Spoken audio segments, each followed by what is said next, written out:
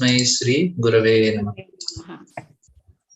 हम लोग श्रीमद् भागवतम के पहला स्कंद, इसका अभी तक हमने 10 अध्याय समाप्त किया है। अभी हमारा 11वां अध्याय चल रहा है। पहला स्कंद हम फिर से एक बार रिवीजन कर लेंगे। पहला स्कंद अधिकार तत्व है। अधिकार तत्व मतलब हमारा भागवत समझने के लिए क्या अधिकार होना चाहिए, इस चीज को बताता है। तो हम अलग अलग प्रसंग देख रहे थे। पहले हम सूत गोस्वामी सौनकादि ऋषि, वो पहला 2 अध्याय, उसमें 3 अध्याय। उसके बाद नारद मुनि, व्यासदेव। अभी सूत गोस्वामी सौनकादि ऋषि को इस भागवत, उनका प्रश्न क्या था कि भागवत का अवतरण कैसे हुआ, भागवत कब कैसे प्रकट हुआ, कौन किसको बोला, उस प्रश्न का समाधान दे रहे थे। तो उस प्रश्न का समाधान देने के लिए उन्होंने परीक्षित महाराज का कहानी सुना रहे। परीक्षित महाराज का कहां से सुनाने के लिए उन्होंने कहां से शुरू किया? अश्वत्थामा से शुरू किया। और अश्वत्थामा से वे आए। उसके बाद कुंती महारानी का प्रार्थनाएं, अभी भीष्म देव का भगवत धाम जाना और कृष्ण का उपस्थिति रहना उनके सामने। उसके बाद कृष्ण द्वारका को प्रस्थान कर रहे हैं हस्तिनापुर से। तो हस्तिनापुर के जो लोग हैं उनका जो भाव है उसको समझा रहे थे।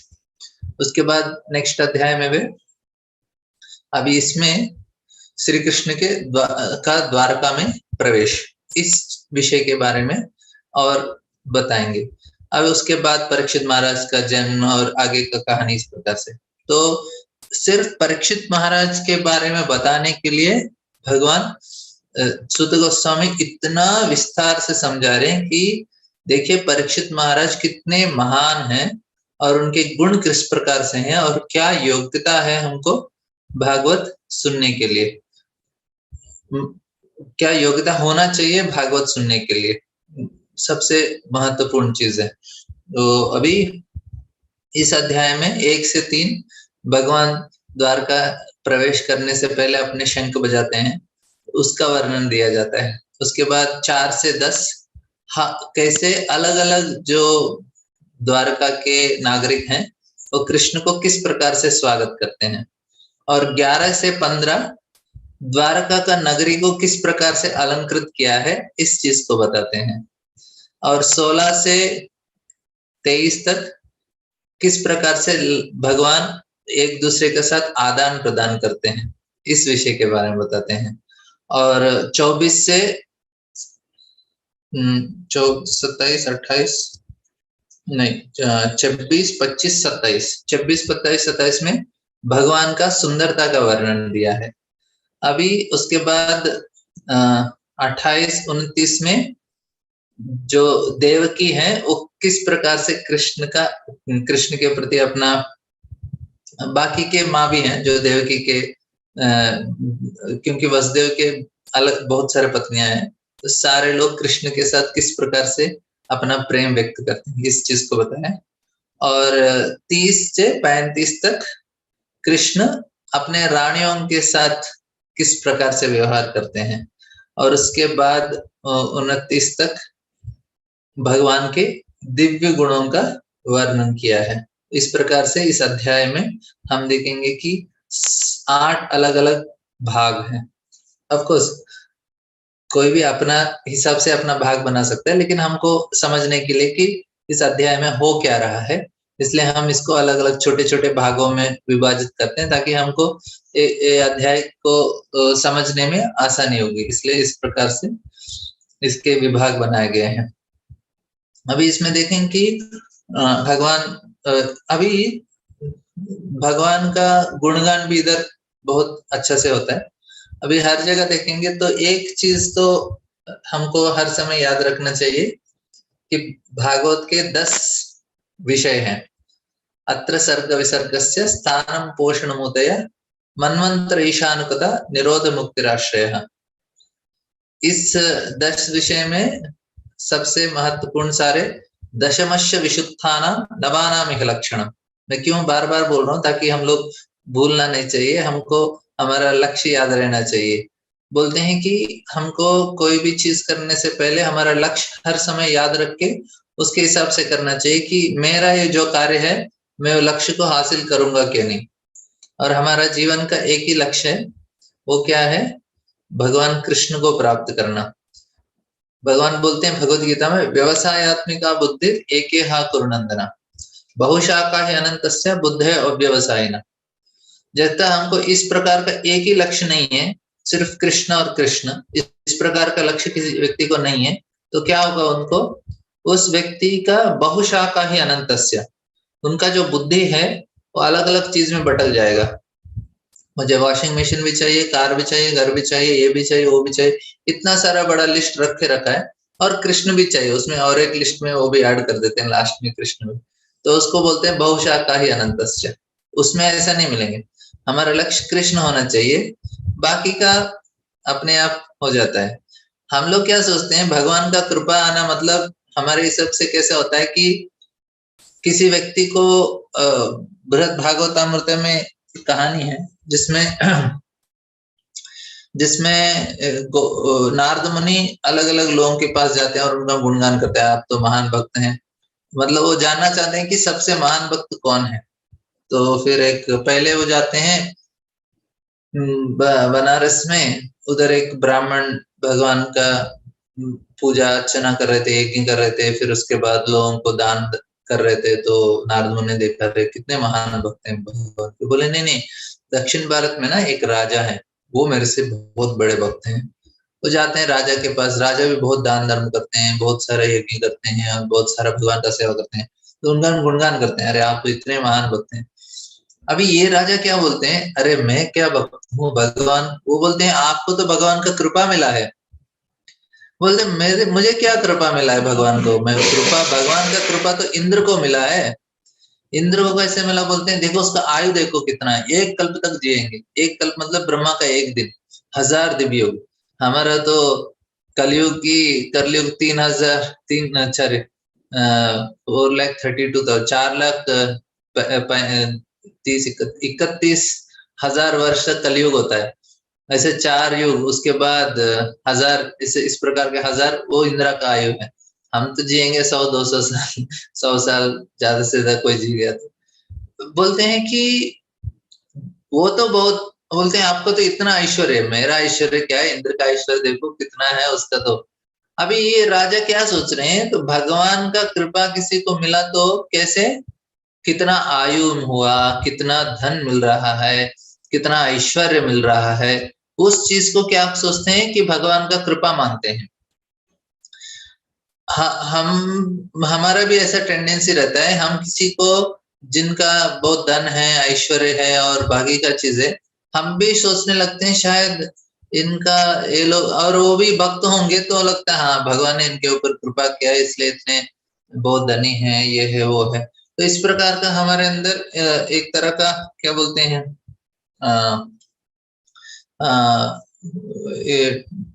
टेंडेंसी रहता है कि हम लोग इस प्रकार से तुलना कर लेते हैं कि भगवान का कृपा इस प्रकार से मानते हैं। लेकिन अभी ये जब कहानी हो रहा था नारद मुनि का समय में, उस समय युधिष्ठिर महाराज भी राजा थे हस्तिनापुर में। लेकिन नारद मुनि युधिष्ठिर के पास नहीं गए, क्योंकि युधिष्ठिर तो बोलेंगे ये क्या कृपा है, पैसा लाना, ये कृपा नहीं है। क्योंकि उनके हिसाब से कृपा अलग है, वो लास्ट में पहुंचते हैं युधिष्ठिर के पास। लेकिन उसके बाद इंद्र के पास जाते हैं, इंद्र का गुणगान करते हैं। विषय क्या है कि हम लोग भौतिक चीजों के साथ तुलना करते हैं आध्यात्मिक प्रगति भी। ऐसा नहीं होता है, आध्यात्मिक प्रगति भौतिक चीजों से अतीत है। कभी हो सकता है, नहीं हो सकता है।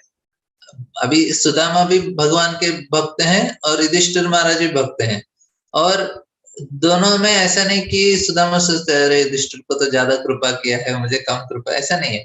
और युधिष्ठिर महाराज तो राजा बनना ही नहीं चाहते थे। वो सोच कि भक्त का लक्षण इस प्रकार से होता है।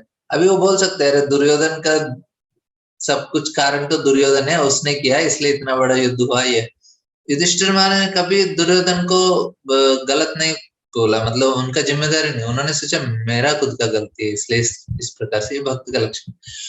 और भगवान और एक चीज समझाना चाहते हैं कि भौतिक दुनिया ऐसा है कि आप भौतिक चीजों के साथ आप तुलना करके इसको सुख और दुख, मतलब इसको सक्सेस नहीं मान सकते हैं। देखिए भगवान कृष्ण, उनका जन्म हुआ जेल में। अभी हमारे लोगों में कितने कितने लोग आप इधर जेल में पैदा हुए? कोई भी नहीं। मतलब हम तो भगवान से अच्छा जन्म हुआ हमारा, तो हमारा किसी को तो हॉस्पिटल में, किसी का घर में, तो उनसे देखा तो हमारा बेटर सिचुएशन है ना, एक तरह से देखा तो उनको तो जेल में जन्म लेना पड़ा। भगवान क्या बताना चाहते हैं? देखो मैं तो भगवान हूँ, मेरा क्यों इस प्रकार से हुआ? क्योंकि मैं बताना चाहता हूँ ये जेल है, और भौतिक दुनिया में दुखालम शाश्वतम मैंने ऑलरेडी बता के रखा है। तो आप इसलिए ज्यादा इसके ऊपर चिंता मत करना, और इधर ज्यादा प्रयास मत करना, क्योंकि हम लोग परसों उस दिन चर्चा कर रहे थे ना, 3 प्रकार के लोग होते हैं। एक होता है भगवान को मानते नहीं है, हमको दिखता है कि ये लोग तो मस्त मजाक कर रहे हैं, लेकिन उनमें प्रॉब्लम क्या होता है कि वो लोग का, उनका सिचुएशन, उनको माया मिलता है, वस्तु मिलता है, लेकिन भोग नहीं सकते। रावण जैसा, सीता का अपहरण तो किया उसने, लेकिन टच नहीं कर सकता था, क्योंकि पहले तो उसका श्राप है, और सीता ने भी एक घास का तिनका उसके सामने डाला और बोला इसको पार किया ना तुम्हारा, तुम जल कर राख हो जाओगे। रावण ऐसे चाहे तो रिस्क ले ही नहीं सकता। तो सीता है लेकिन भोग नहीं सकता, और दूसरा और एक चीज है वो माया सीता है। तो इस प्रकार से भौतिकवादी हमको फंस जाते हैं। और हिरण्यकशिपु का भी हमने उदाहरण देखा, प्रहलाद बोलते हैं अरे तुमने असत ग्रहायात, हर समय टेंशन में रहते हो, क्या भोग सकते हो तुम लोग? दृष्टवा मया दिविभो किल दृष्टपाणा श्रेय विभो इच्छते अंजन यस्मात्। तो प्रहलाद बोल देते हैं ये कुछ ज्यादा नहीं। तीसरा दूसरा का प्रकार के लोग हैं, वो भक्त हैं लेकिन सकाम भक्त हैं, मतलब वो भगवान से मांगते हैं अपने लिए, देखो मैंने ये किया आप ये दे दीजिए, ये किया ये दीजिए, जो जो करना है बताइए आपके लिए, लेकिन मेरा सब कुछ देखिए कि अच्छा होना चाहिए। इनको सकाम भक्त बोलते हैं। अपना लिस्ट पूरा करने के लिए भगवान के जाते हैं। भगवान बोलते ठीक है आपको भी एंजॉय करना है ले लो, लेकिन कैसे देते हैं भगवान?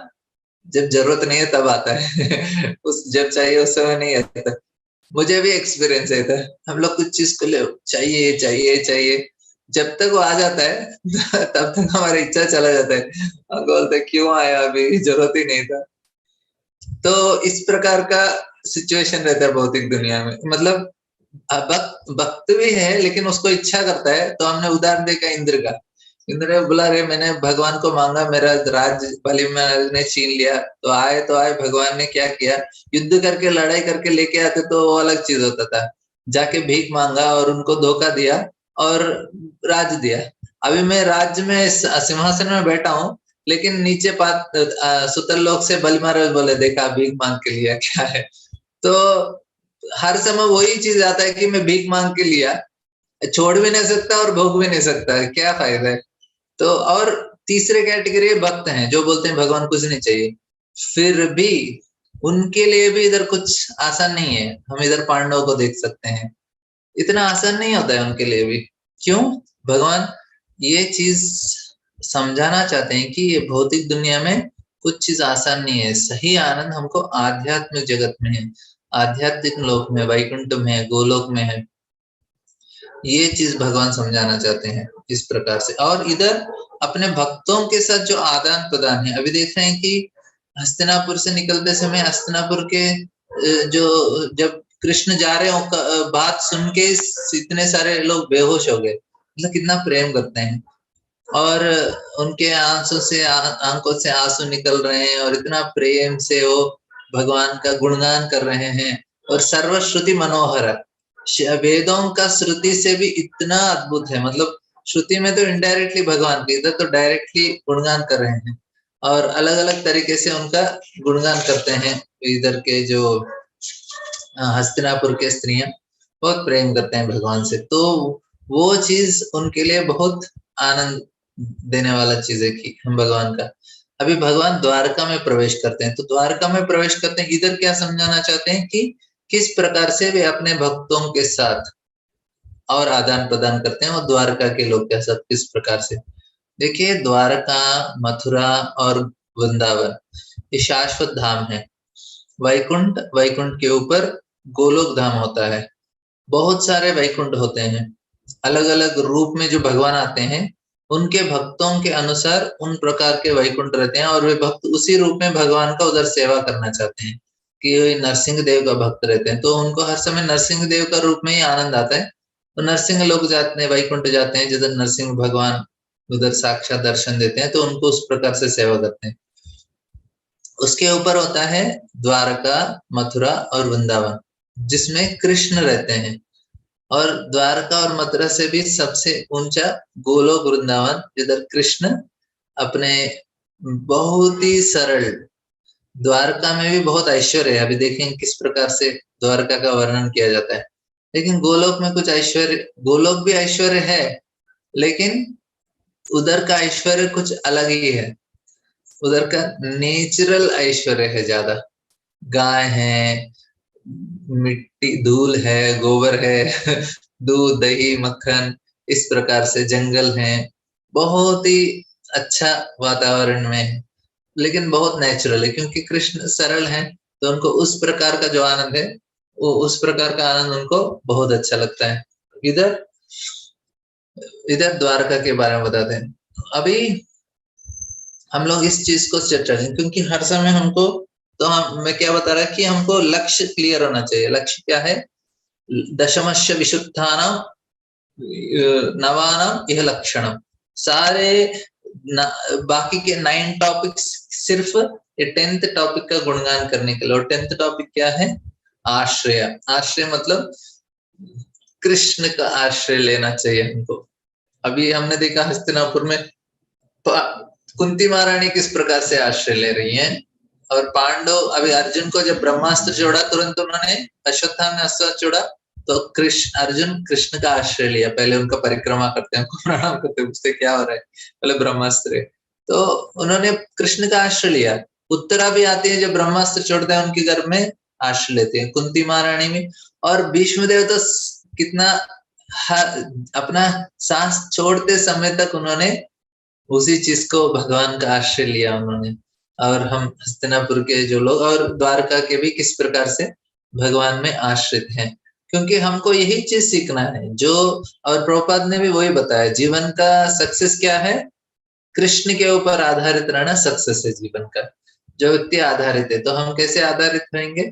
हम हर समय नियमित रूप से भगवान का नाम जप करके, तो उससे हम आश्रय लेते हैं। क्योंकि हमको आश्रय अभी लेना है भगवान का, हम हरिनाम का आश्रय लेना चाहिए, क्योंकि भगवान के नाम और भगवान में कुछ अंतर नहीं है, तो इसलिए हम भगवान का इस प्रकार के आश्रय लेते हैं।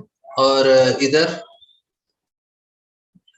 इधर अच्छे अच्छे श्लोक हैं इसमें, 2 3 4 श्लोक इस अध्याय में। ऑफकोर्स सारे श्लोक अच्छे हैं, लेकिन हमारे लिए कुछ मेमोरी करने के लिए, मतलब याद करने के लिए भी कुछ श्लोक हैं।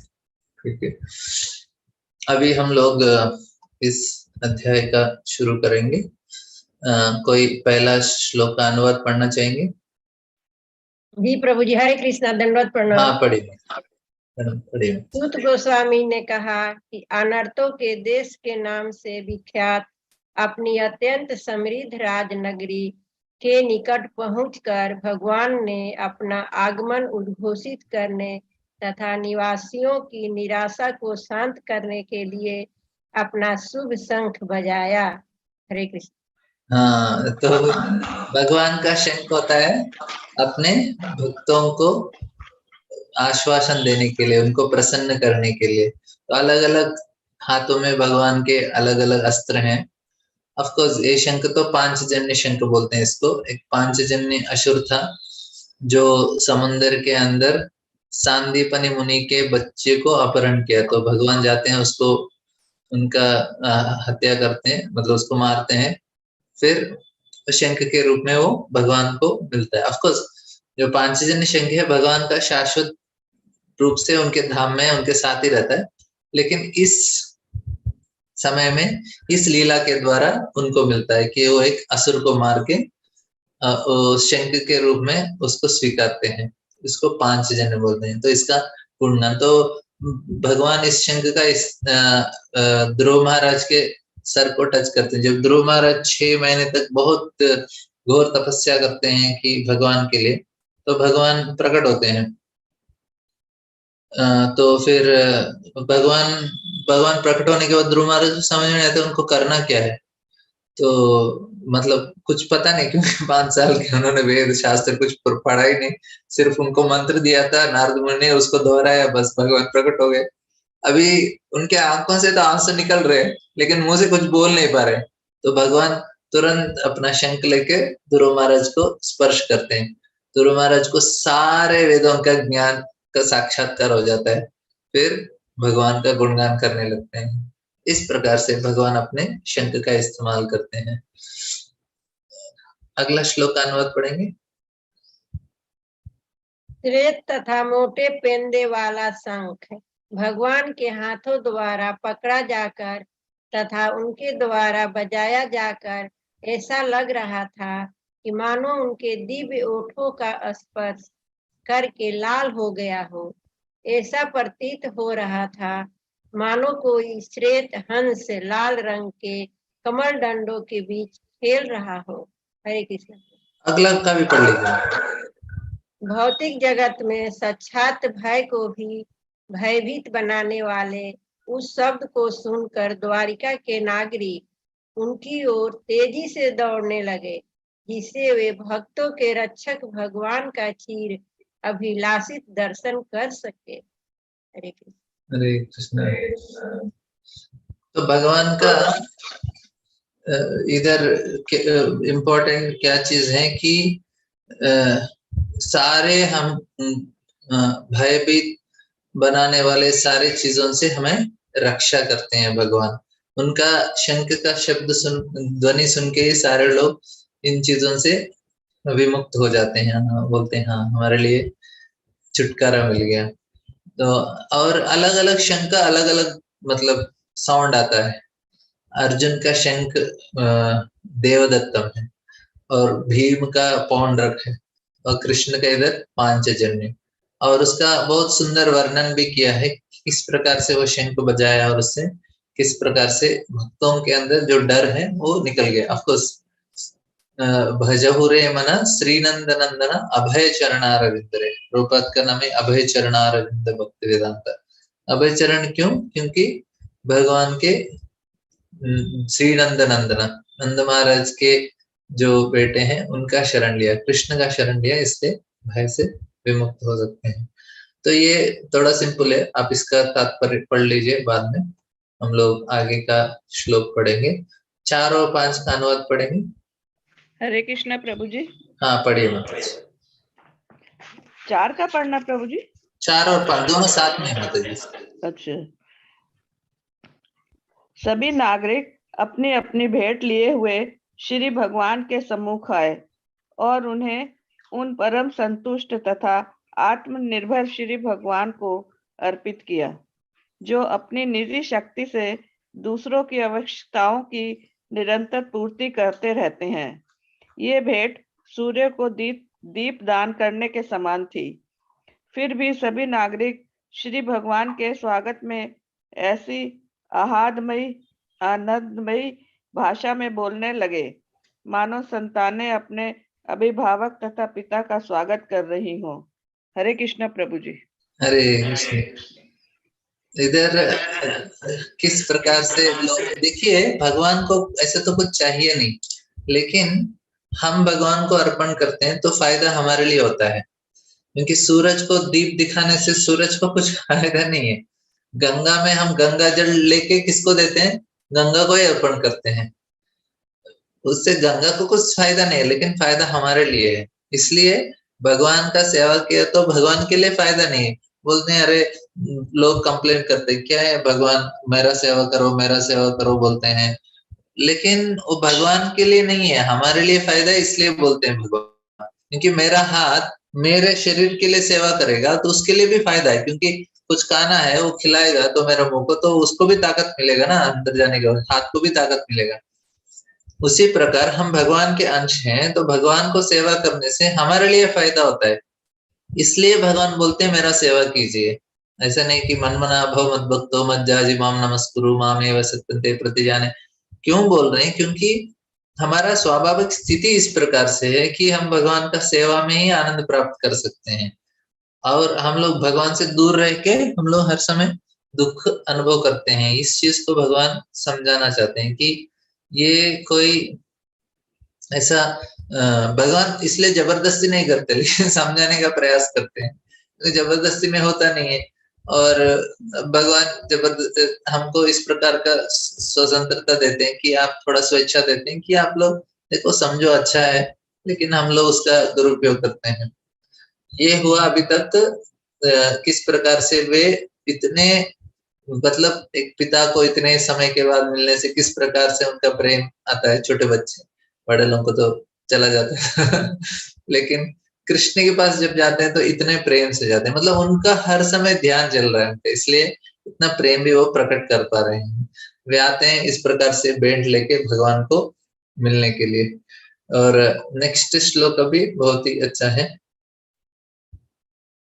तो इसमें बोलते हैं कि इसका अनुवाद पढ़ेंगे कोई? हरे कृष्णा प्रभु जी। हाँ पढ़िए। नागरिकों ने कहा, हे भगवान, आप ब्रह्मा, चारों कुमार तथा स्वर्ग के राजा जैसे समस्त देवताओं द्वारा भी पूजित हैं। आप उन लोगों के परम आश्रय हैं जो जीवन का सर्वोच्च लाभ उठाने के लिए इच्छुक है। आप परम दिव्य भगवान हैं और प्रबल काल भी आप पर अपना प्रभाव नहीं दिखा सकता। हरे कृष्णा। तीन चीज बताते हैं इधर। क्या बोलते हैं? ब्रह्मा, चार कुमार, इंद्र, सारे लोग आपको आप उनके लिए पूजनीय है और आपका वो सेवा, मतलब आपका सेवा करते हैं, ध्यान करते हैं, स्मरण करते हैं। दूसरा चीज बोलते हैं, आप किसके शरण हैं? जो लोग जीवन के सर्वोच्च लक्ष्य को प्राप्त करने चाहते हैं, उनके लिए आप शरण हैं। जो चाहते हैं कि सर्वोच्च, ज्ञानी भी हो, योगी भी हो, कर्मी भी हो, वे जब तक कृष्ण का शरण नहीं लेते अपने इस चीज में सफल नहीं होते। ज्ञानी को मुक्ति प्राप्त करना है, उनको भी कृष्ण का सहायता लेना चाहिए, तब जाके मुक्ति मिलेगा। अपने बल से मुक्ति नहीं प्राप्त कर सकते। उसी प्रकार योगी भी योग सिद्धि प्राप्त करके, नहीं तो उनको मुक्ति प्राप्त करना है, शांत रस में कहीं भी जाना है उनको, कोई भी स्थिति में हो, जब तक वो कृष्ण के भक्ति नहीं करते वो प्राप्त कर नहीं पाएंगे। और उसी प्रकार कर्मी भी, जो निष्काम कर्म योग करना चाहिए, उनको भी भगवान का शरण लेना ही चाहिए। और तीसरा विषय इधर बोलते हैं कि आपके ऊपर काल का प्रभाव नहीं है। ये तीन चीज। और नेक्स्ट श्लोका, भवायनस्त्वं भव ईश्व भावनम त्वमेव माता श्रुतुः सुहृत् पितः पति त्वं सद्गुरुः न परमं च दैवं यस्यानुवर्त्या कृतिनो बभूविमा। कोई अनुवाद पढ़ेंगे? हरे कृष्णा प्रभु जी। हाँ पढ़िए। हे ब्रह्मांड के सृष्टा, आप हमारे माता, शुभ चिंतक, प्रभु, पिता, आध्यात्मिक गुरु तथा आराध्य देव हैं। हम आपके चरण चिन्हों पर चलते हुए सभी प्रकार से सफल हुए हैं। तब हमारी प्रार्थना है कि आप हमें अपनी कृपा का आशीर्वाद देते रहें। हरे कृष्णा प्रभु जी। हरे कृष्ण। तो इधर क्यों बोल रहे हैं कि आप हमारे माता हो, सुहृद हो, प्रभु हो, पिता हो, सारे चीज सिर्फ एक ही व्यक्ति हैं हमारे लिए, कृष्ण है। आध्यात्मिक गुरु भी वही है, सब कुछ हमारे लिए कृष्ण ही है। मतलब गुरु भी है वो कृष्ण की कृपा से। सो भवावनस्त्वं भव विश्व भावना। तो इस संसार से हमको छुटकारा प्राप्त करना है। तो इस भव दुनिया को आपने बनाया और सारा चीज, एंड आपके पद चिन्हों में हम चल रहे हैं, उससे हमारा वही हमारा सक्सेस है। एंड इसलिए हम आपके लिए प्रार्थना कर, आपके प्रति हमारा प्रार्थना है। और नेक्स्ट कोई अनुवाद पढ़ना चाहेंगे? हरे कृष्ण प्रभु जी। हरे कृष्ण। हाँ पढ़िए। अहो, यह तो हमारा सौभाग्य है कि आज पुनः आपकी उपस्थिति से हम आपके संरक्षण में आ गए, क्योंकि आप स्वर्ग के निवासियों के यहाँ भी कभी कभी जाते हैं। आपके स्मित मुख को देख पाना हमारे लिए अब संभव हो सका है, जो स्नग्ध चितवन से पूर्ण है। अब हम आपके सर्व सौभाग्यशाली दिव्य रूप का दर्शन कर सकते हैं।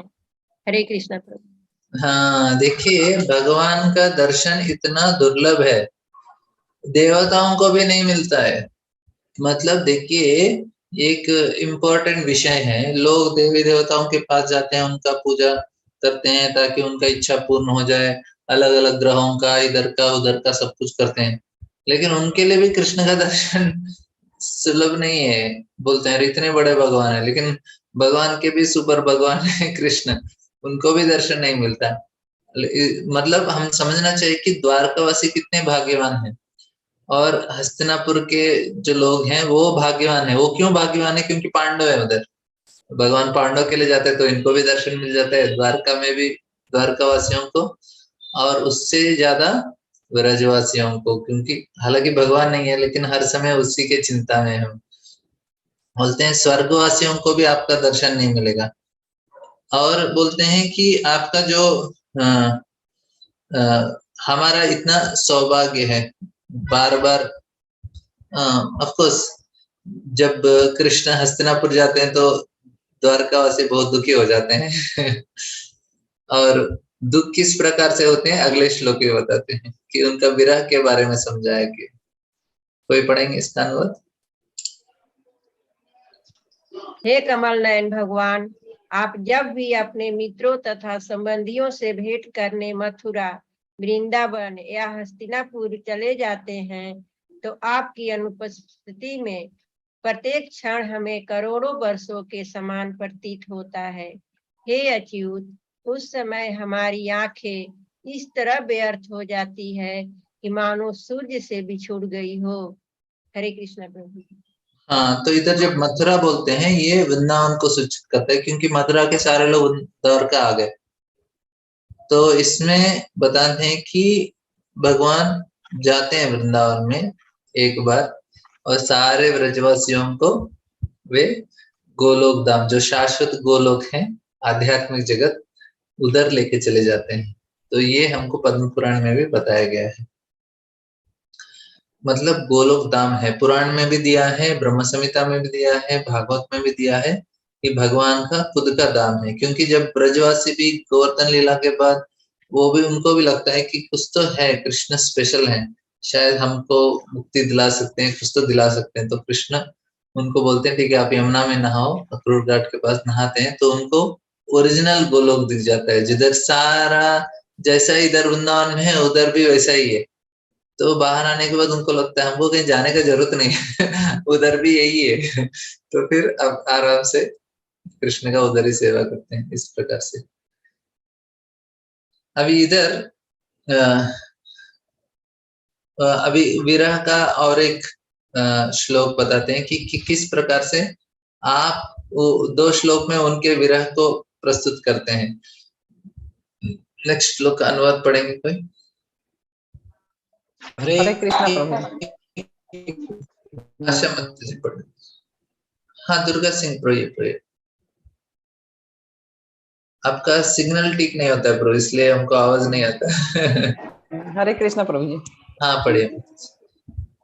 ये स्वामी, यदि आप सारे समय बाहर रहते हैं तो हम आपके उस मनोहर मुख मंडल को नहीं देख पाते। हे स्वामी यदि आप तो आते लेकिन मेरी आवाज जाता ही को आ जाती। हाँ मत प्रभु जी, आपका सिग्नल में कुछ तो प्रॉब्लम है, आपका ना आपको आवाज नहीं आता है, ब्रेक हो जाता है। आशा मत आप पढ़ लीजिए। तो हम आपके उस मनोहर मुखमंडल को नहीं देख पाते जिसकी मुस्कान हमारे सारे कष्टों को दूर कर देती है। भला हम आपके बिना कैसे रह सकते हैं। उनकी वाणी सुनकर प्रजा तथा भक्तों पर अत्यंत दयालु भगवान ने द्वारिकापुरी में प्रवेश किया और उन सबों पर अपनी दिव्य दृष्टि डालते हुआ उनका अभिनंदन स्वीकार किया। हरे कृष्ण प्रभु। हरे कृष्ण। तो इधर तक 4 से 10 तक हमारा दूसरा सेक्शन कंप्लीट हुआ। पहला 3 श्लोक में भगवान का शंख के बारे में, बजाने के बाद क्या हुआ, उसके 4 से 10 हमने देखा कि किस प्रकार से द्वारकावासी आके भगवान को अलग अलग तरीके से उनका स्वागत। अभी ये 11 से 15 तक द्वारका नगरी को किस प्रकार से सजाया गया है, इन चीजों को बताते हैं। तो कोई अनुवाद पढ़ेंगे? हरे कृष्णा प्रभु जी, दंडवत हाँ प्रणाम। पढ़िए पढ़िए।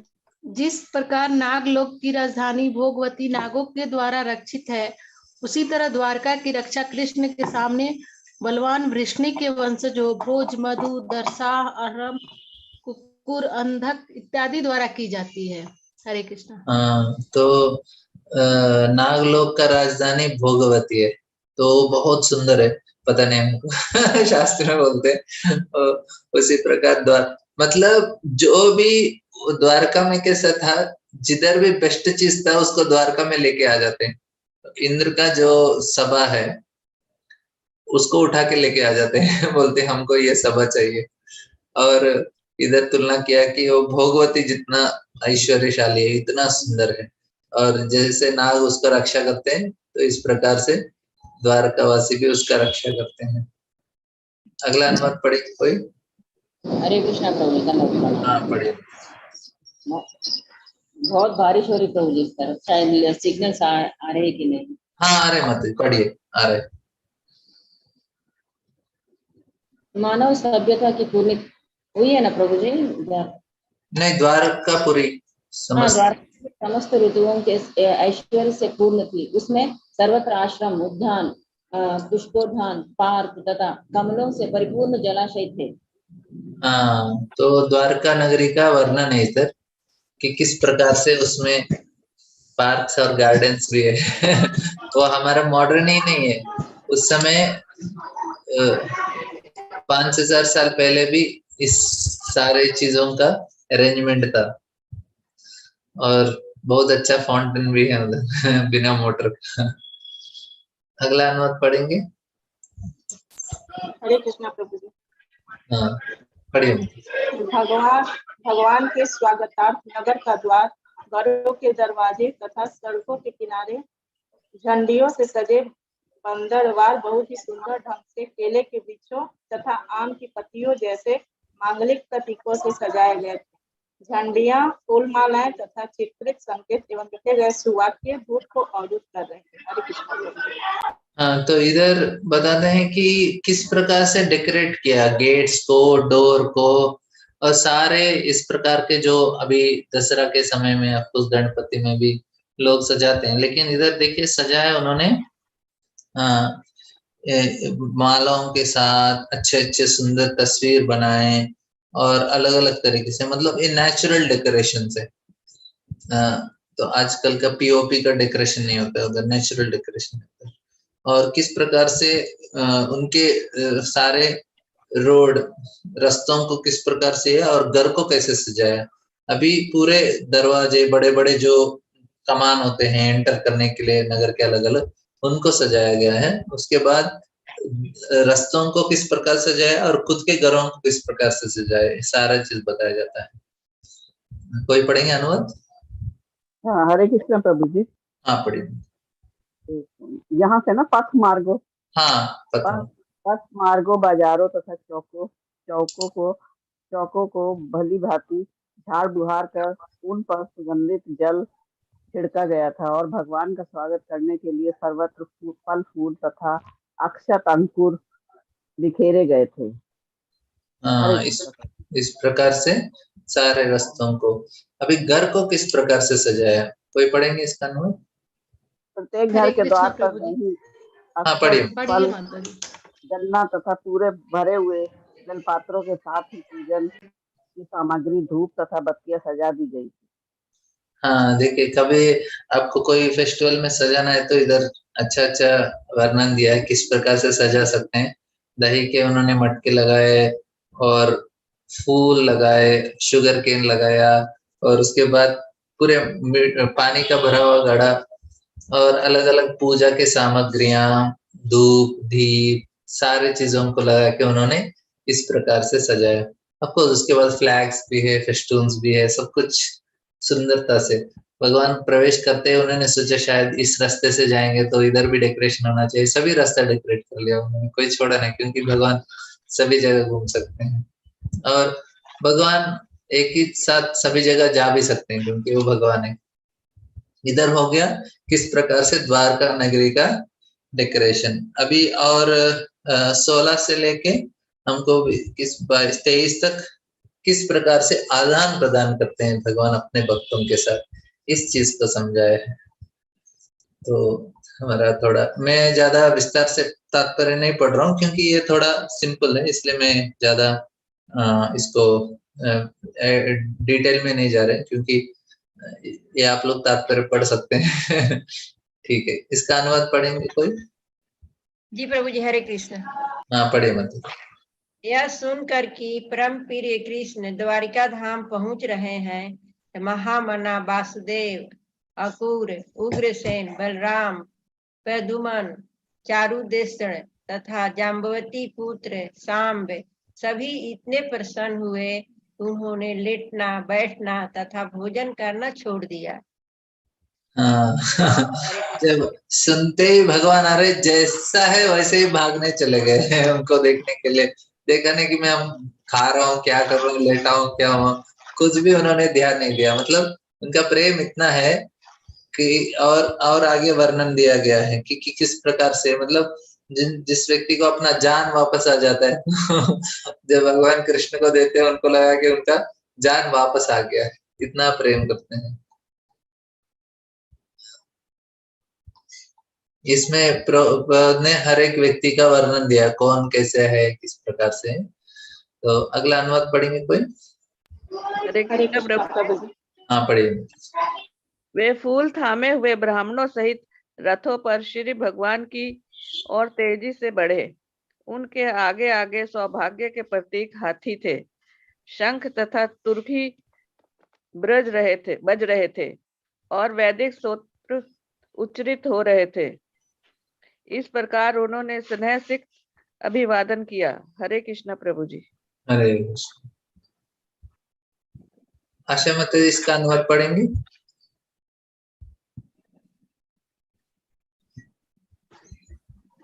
जी प्रभु जी।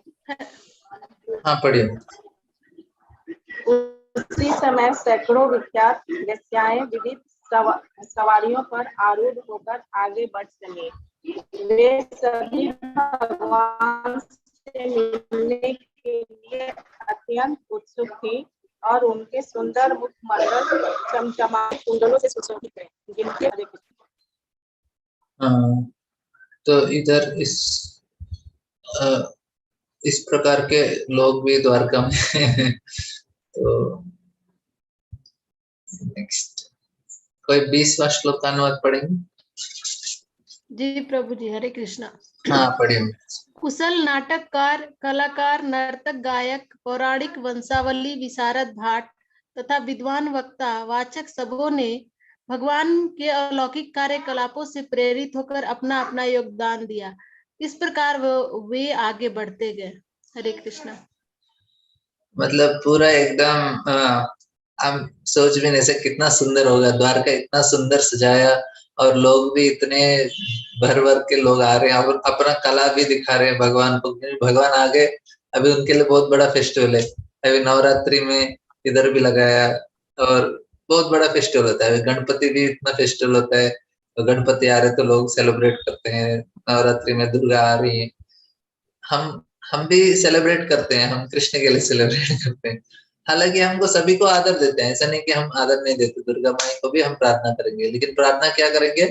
हमको भगवान कृष्ण का भक्त बना दीजिए, इसका प्रार्थना करेंगे। और हमको इस माया के प्रभाव से हमको छुटकारा दिला दीजिए, क्योंकि हमको इधर रखा है माया ने। तो माया चाहते हैं कि हम लोग सुधर जाएं, फिर हमको छोड़ देंगे। वो जब सुधरेंगे नहीं तो माया छोड़ेंगे नहीं। हमको सुधरने तक माया पकड़ के रखेंगे। हम सुधरना चाहेंगे और सुधर जाते हैं तो बोलते ठीक है अभी आपको कुछ नहीं, आप चले जाइए भगवान के धाम। जब तक नहीं सुधरेंगे तब तक माया पकड़ के, उनका त्रिशूल है। त्रिशूल मतलब 3 नोक है उसमें, आदि भौतिक, आध्यात्मिक, आदि दैविक क्लेश। सारे लोगों को मिलेगा, कोई छुटकारा नहीं है। देखिए कुछ लोगों ने अच्छा कर्म किया होगा तो कुछ दिन तक वो थोड़ा कुछ ऐश्वर्य को भोग सकते हैं, लेकिन वो ज्यादा दिन नहीं टिकेगा। कुछ समय के बाद फिर से उनको उसी चीज को, फिर से उसी सिचुएशन में रहना पड़ता है। तो ये ज्यादा दिन नहीं, क्योंकि क्या होता है ना, भौतिक दुनिया ऐसा बना है कि कोई ना कोई सिचुएशन ऐसे ही रहता है। हम जिस व्यक्ति को हम सबसे ज्यादा चाहते हैं, वही हम गलतफहमी उनके साथ ही हो जाता है, वो हमको ठीक से समझ ही नहीं पाते। तो अरे इस व्यक्ति को तो मैं इतना प्रेम करता हूँ, लेकिन ये व्यक्ति मुझे समझता ही नहीं है। सबसे दुखी का, सबसे दुख देने वाला चीज आ जाता है। मतलब ये तो गलतफहमियां तो इतना हो जाते हैं कि हम लोग कुछ अवॉइड ही नहीं कर सकते। अभी अरे मेरे पास तो इतना सब कुछ है, इतना, और क्या चाहिए? सब कुछ होने के बाद उनको प्रेम करने के लिए कोई चाहिए, और किसी व्यक्ति को प्रेम करते हैं लेकिन वो समझता नहीं है, उसको लगता है तो ये कुछ अलग ही है। तो मतलब एग्जाम्पल दे रहा हूँ कि सभी के साथ होता है इस प्रकार से, क्योंकि वो गलतफहमी मेरा इतना दुख देती है। सब कुछ है लेकिन वो बाहरी रूप से है, लेकिन अंदर से वो व्यक्ति खोखला है, दुखी है। देखिए, भौतिक प्रगति से क्या होता है, हम लोग ये अच्छा पढ़ाई करने से, अच्छा कष्ट करने से क्या होता है, भौतिक रूप से हमारा प्रगति हो जाता है। लेकिन जब व्यक्ति आध्यात्मिक जीवन को अपनाता नहीं है, सही तरह से शांति और आनंद प्राप्त नहीं कर सकता। दो दिशाएं हैं, हमको कष्ट करेंगे और परिश्रम करेंगे, बहुत पढ़ाई करेंगे, सब कुछ करेंगे, एग्जाम पास करके करेंगे, आपको भौतिक तरीके से बहुत उन्नति होगा, आपको अच्छे सुविधाएं मिलेंगे, अच्छा घर मिलेगा, अच्छा सुविधाएं हैं, बाकी कार बड़ा, ये वो बंगला सब कुछ मिल सकता है, लेकिन वो भौतिक का मिलेगा। और आध्यात्मिक जीवन जब तक अपनाते नहीं, आध्यात्मिक जीवन क्या है, हमारे अंदर के चीजों को जब तक हम उसको सुधारते नहीं है, मन के अंदर का चीजों को जब तक हम सुधारते नहीं है, हम लोग सुख और सही तरह से शांति और आनंद प्राप्त नहीं कर सकते। ये चीज हमारे लिए बहुत जरूरी है समझना, क्योंकि जिस दिशा में हम काम करते हैं उस दिशा में हमको उसका फल मिलता है। हम लोग जिस दिशा में काम करते हैं उस दिशा में हमको फल मिलता है। हम लोग सिर्फ भौतिक दुनिया, भौतिक जीवन में ही हमने कष्ट किया तो उसी का फल मिलेगा ना। आपको सुख और शांति कैसे मिल सकेगा? वो मिलेगा नहीं। जब तक कोई माला लेके बैठ के जप नहीं करेगा तो वो एक्सपेक्ट नहीं कर सकता कि वो सुखी हो सकता है। नहीं, जब तक सभी को माला लेना ही पड़ेगा, बैठो और जप करो, ध्यान करो। जब तक अंदर का चीज आप सुधरते नहीं है, शांति और आनंद का एक्सपेक्ट मत करना। शांति और आनंद कब मिलेगा? अंदर जब सुधर जाते हैं हम लोग, अंदर में हमारा जो गंदगी है उसको निकालना ही पड़ेगा, तो उस दिशा में भी काम करना है। हाँ माता जी। कोई तो भौतिक संसार के सब कुछ मान के बैठ गया है, उसमें से निकालना ही नहीं चाहता है, सोचता है कि मेरा सब कुछ यही है, सब उसी में खुशी है कि हम ये बना ले, वो कर ले, कितना आगे बढ़ा ले, बस उसी में रहता है। कितना आगे बढ़ने के नाम में वो भगवान की तरफ मुड़ के देखता भी नहीं। ये भी तो है। हाँ माता जी, लेकिन वो क्या है ना, वो सुख कैसा है, वो ब्रह्म है, सुख नहीं होता है, क्योंकि रावण का सुख जैसा है। वो सीता तो है लेकिन वो टच नहीं कर सकता। तो भौतिक आनंद भी इस प्रकार से है, सब कुछ दिखता है लेकिन कुछ कर नहीं सकते आप। वो कभी कभी ना विंडो शॉपिंग होता है, मतलब वो शॉप में जाते हैं, दुकान, कपड़े का दुकान में, उसमें अच्छे अच्छे ड्रेस डिस्प्ले में रखते हैं, वो सिर्फ डिस्प्ले में हमारे लिए वो प्राप्त नहीं होता है। उसी प्रकार माया भी अच्छा एडवर्टाइजमेंट करते हैं बस, लेकिन सही तरह से मिलता नहीं किसी को, लेकिन वो सोचता है मिल जाएगा। किसी को भी पूछिए, बोलेंगे फ्यूचर में ना हमारा अच्छा होगा। हम बोलेंगे आप क्यों कष्ट कर रहे हैं इतना? क्योंकि फ्यूचर के लिए कर रहे हैं, मतलब अभी के लिए नहीं होता है। अरे फ्यूचर कैसे है, अभी भी एंजॉय कर सकते हैं। क्योंकि एक और क्वेश्चन था मेरा कि हाँ, यदि कोई, मैंने किसी को बोलिए कथा वथा सुनने को, यदि नहीं सुन रहा है तो उसके साथ उसी तरह छोड़ देना चाहिए कि क्या करना चाहिए? नहीं, जिनको इंटरेस्ट नहीं है माता जी, उनको हम लोग जबरदस्ती नहीं कर सकते। हम लोग क्या कर सकते हैं, उनको सिर्फ प्रसाद दे सकते हैं, कुछ बोल सकते हैं कि आप एटलीस्ट 10 मिनट सुन लीजिए, मैं जब करूंगा। इस प्रकार से थोड़ा उनको मदद करने का प्रयास करना, क्योंकि ये विश्वास जो है ना वो बहुत ही दुर्लभ है। गुरु कृष्ण प्रसाद है, ब्रह्मांड ब्रह्मिते कौन भाग्यवान जीव, गुरु कृष्ण प्रसादे पाए भक्ति लता बीज। बहुत ब्रह्मांड में भ्रमण करने के बाद किसी एक व्यक्ति को इस प्रकार का श्रद्धा मिलता है, वो बहुत ही दुर्लभ है। हम लोग को थोड़ा बहुत श्रद्धा है, वो भगवान गुरु का कृपा है। अभी हम लोग किसी और को मदद करेंगे, हम समझना चाहिए कि इतना आसान नहीं है, लेकिन धीरे धीरे उनको समझाने का प्रयास करना चाहिए। लेकिन ये आसान चीज नहीं है, क्योंकि लोगों को आध्यात्मिक जीवन में अभी क्या है ना, मतलब दिखता नहीं है, रिजल्ट नहीं दिखता इमीडिएटली, तो लोगों को लगता है कुछ हो नहीं रहा है। बोलेंगे आपने 2 साल से आप जप कर रहे हैं, कुछ हुआ क्या? हमको पता है ये 2 साल में होने वाला नहीं है, लेकिन लोग वो बोलते हैं अरे 2 साल से आप तो हरे कृष्ण कर रहे हैं, ये तो 15 साल से कर रहे हैं, कुछ हुआ क्या? आपका भी जीवन ऐसा है, आपसे तो लोग बहुत बड़े बड़े हो गए हैं, बहुत पैसा कमाते हैं, आपका क्या पैसा आया, आपका क्या आया? वो किस प्रकार से देखते हैं सक्सेस को, बाहरी रूप से देखते हैं, कितना पैसा आया, कितना है या। लेकिन जब करने से बाहरी रूप से नहीं है, वो हम अंदर में हम संतुष्ट हो जाते हैं, हमारे लिए उसी में सही। ये चीज हम दिखा नहीं सकते, लेकिन वो समझ सकते हैं। ठीक है प्रभु जी, ओके, हरे कृष्ण। हरे कृष्णा प्रभु जी। हरे कृष्ण। प्रभु जी एक क्वेश्चन, जैसे कि जब तो हम लोग कर रहे हैं, लेकिन भौतिक इच्छा हो ही जाती है, कभी लगता है हाँ घर होना चाहिए, फिर दिमाग में आता है कि नहीं नहीं ये तो गलत हम सोच रहे हैं, ये तो माने पूरा गलत ही है, भौतिक सुखों से जब दूर रहना है, भगवान ही करेंगे जो करेंगे, घर हो या ना हो। लेकिन हाँ, कभी कभी ये इच्छा आती है, लेकिन ये सोचते हैं कि इच्छा कैसे खत्म होगी इतनी। नहीं माता जी, इच्छा अपने आप खत्म नहीं होता है। हमको ना ये इच्छा आने से भी भगवान उसको गलत नहीं मानेंगे, क्योंकि हमारा मेन वो नहीं है, हमको पता है ये गलत है, उसमें हम लोग उससे बच जाते हैं। हम लोग पता है ये सही नहीं है और जा नहीं रहा है हमारे अंदर से, वो इच्छा जा नहीं रहा है और हमको पता है सही नहीं है। उसको क्या बोलते हैं, ये हमारा बद्ध स्थिति है। लेकिन हमारा जो श्रद्धा है वो कृष्ण के ऊपर होना चाहिए। भगवान मुझे आप और आप चाहिए, लेकिन ये इच्छा आते रहते हैं, लेकिन आप इनसे हमको बचा के रख लीजिए, बस इतना प्रार्थना कर सकते हैं। और जब इच्छा आती है बोलना चाहिए, भगवान आपका इच्छा मेरे लिए इम्पोर्टेंट है, आपको चाहिए कि ये होना चाहिए। किसी को लगता है मुझे इस प्रकार का बड़ा कार चाहिए, ऐसा इच्छा आ गया उसको, भगवान को बोल सकते देखो भगवान आपको इच्छा है ना देने का, तो दे दीजिए, नहीं तो नहीं दिया तो मैं कंप्लेंट नहीं करूंगा। इतना बोल सकते, भगवान मेरा तो इच्छा है, लेकिन आपने नहीं दिया ना, फिर भी मैं कंप्लेंट नहीं करूंगा।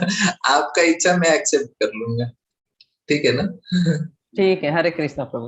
हरे कृष्ण। ठीक है, मेरा दूसरा क्लास हो रहा है। बहुत बहुत धन्यवाद, कल मिलेंगे फिर से हम लोग आगे का श्लोक पढ़ने के लिए। ठीक है प्रभु जी, हरे हरे कृष्णा कृष्ण। प्रभु जी, दंडवत प्रणाम। हरे कृष्ण दंडवत दंडवत प्रणाम। हरे कृष्ण। हरे धन्यवाद। कृष्ण प्रभु जी। प्रभु जी की जय। प्रभु जी की जय।